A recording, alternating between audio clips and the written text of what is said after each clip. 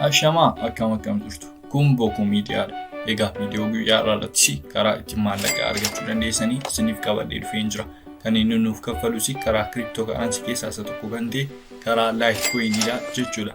Egaa chaanal kanaaf warri haaraa taatan subscribe gochuudhaan maatii nuuf ta'uu ni dandeessu. Viidiyoo kanallee laayikii gochuu akka hin daganneessiniin jecha viidiyoo isiniif qabannee dhufneetta jira.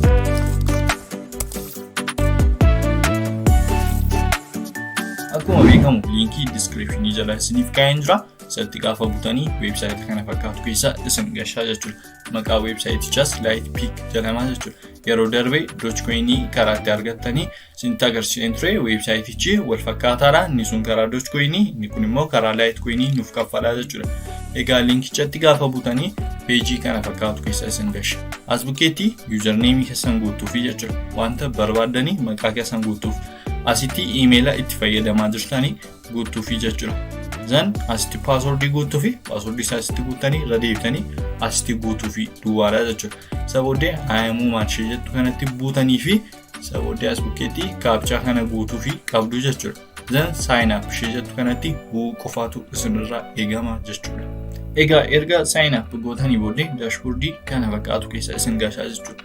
Osoo waan tokko hin godhiini as bukkeetti verify shee jettu kanatti buutanii akkaawuntii keessanii verify gochuuti qabdu jechuudha. Email keessan irratti linkii ergamutti buutanii verify gochuu qofaatu isinirraa eegama jechuudha. Egaa isin gochuu ni dandeessu an hojichaan isinitti agarsiisaa jechuudha. Egaa as bukkeetti faucet, games, deposit, withdrawal, payouts, survey wantoota akkasii jira jechuudha. Kana yeroo darbee isinitti agarsiiseen ture. Egaa warri hin beekne immoo amma gabaabseen isinitti himaa jechuudha. Egaa as bukkeetti hourly faucet fi bonus faucet kan jedhu jira jechuudha. Maallaqa kan nuun argannu karaa kana lammanidha jechuudha. Egaa maallaqa argachuufis yookaan Litecoin isaan argachuufi hourly faucet ishee jettu kana keessaati. Akkuma argitanii levelii qabna. Levelii stone ishee jettu kanarraa jirra jechuudha. Ishee kanarraati duwwaa akkasii 2-5 duwwaa LTC nuuf kennaa jechuudha. Egaa kana kan inni nuuf kennu tolaannaa yeroo immoo namoota riifarii gootanii akkasumas wantoota asirra jiran games wantoota akkasii survey adda addaa hojjettanii moo gaafa aktiivii taatan immoo master ishee jedhu kanarra ga'uu ni dandeessu jechuudha. Egaa guyyaatti as bukkeetti duwwaa 2 LTC argachuu ni dandeessu jechuudha. Egaa akkamitti dhasa jedhu as bukkeetti ayamuu maal ishee jettu kanatti al takkaa ishee buutu jechuudha. Ayamuu maal ishee jettutti erga buutanii booddee kaapchaa akka kanaa isinii fidaa waan inni isinii ajajutti buutu jechuudha.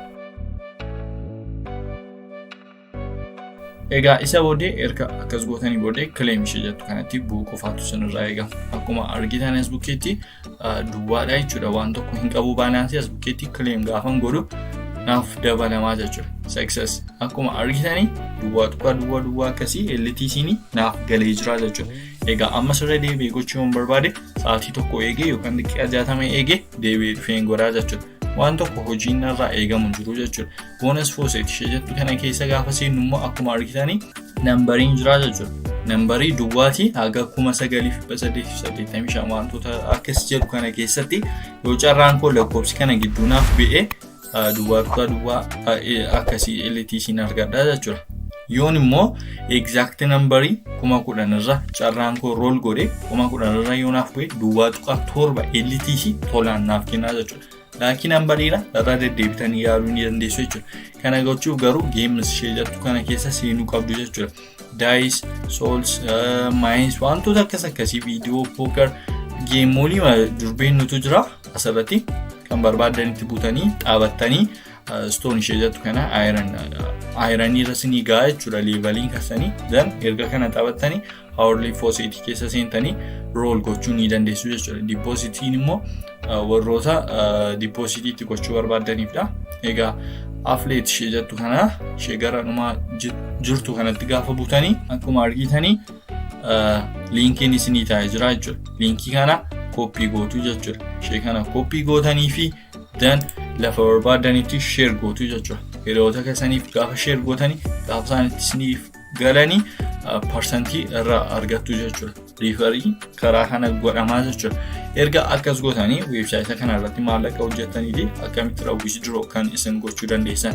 Egaa withdraw isheen jettu as bukkee jirti isheetti al takkaa ishee buunaaf jechuudha. Sabode Litecoin addressii keessanii asitti paste gootuuf jechuudha.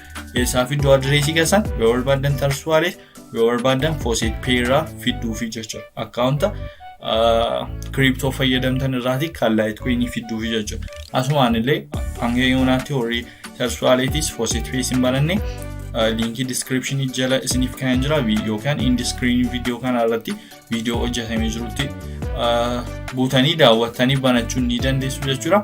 Egaa akkuma argitanii minimum withdrawal duwwaa tuqaa duwwaa 5 jechuudha. LTC dha. Litecoin addressii keessan asitti guutuu fi asitti amount baasuu barbaadan guutuu fi transaction fee immoo duwwaa tuqaa duwwaa 1 LTC sinirraa kutaa then ayyamu maanshiyatu kanatti buutanii fi withdraw gochuu qofaatu sinirraa eegamaa jechuudha. Websaayitiin kun ni kaffala. Egaa hundi keessan seentanii yaaluu ni dandeessu jechuudha. Video guyyaa irraa isiniif qabannee dhufne kana fakkaataa ture. Gaaffii kamiyyuu qabdu ta'an commentii irratti nuuf barreessuu ni dandeessu. Video kanallee like gochuu akka hin daganneessinii jecha video haala namaaf galuuf haala bareedaatiin haga wal agarruutti nagaan nuuf tura. Ciao.